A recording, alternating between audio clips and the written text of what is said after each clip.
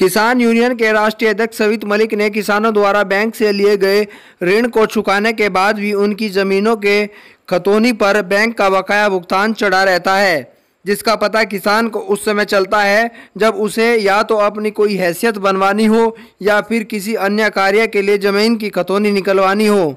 तब SDM office, पटवारी कानूनों के चक्कर काटने पड़ते हैं, तब जाकर उस लोन को कटवाया जाता है।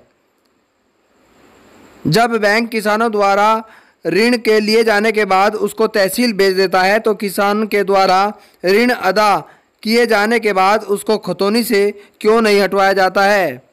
सवित मलिक ने कहा कि यह सरकारी तंत्र का फेलियर है और हम सरकार से मांग करते हैं कि इसे जल्द से जल्द ठीक किया जाए और जिन लोगों के लोन पूरे हो चुके हैं उनका लोन खतौनियों से हटवाया जाए। चौधरी सवित मलिक, राष्ट्रीय अध्यक्ष किसान यूनियन। आज मैं आपको किसान की ज़मीन पर चढ़े लोन के ऊपर बात करना चाहता हूँ। जब हम बैंकों से लोन लेते हैं, केकेसी लोन,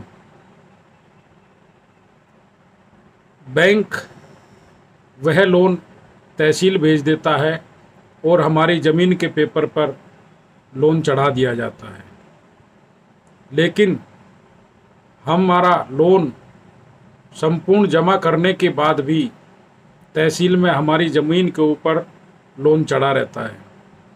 किसान को यह बात कब पता लगती है?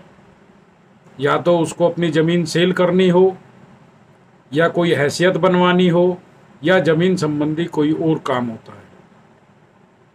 तब तहसील, एसडीएम ऑफिस, पटवारी और कानूनों के चक्कर काटने पड़ते हैं, तब वह लोन कटवाया जाता है।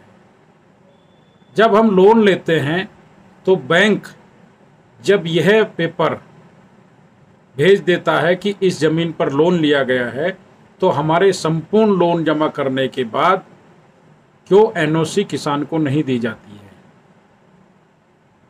क्या आपकी ज़मीन के ऊपर भी लोन तो नहीं चढ़ा है? ये कैसी विडंबना है। आज हर किसान कर्जदार है और उसकी ज़मीन सरकार के यहाँ बंधक है। क्या आपकी ज़मीन तो बंधक नहीं है?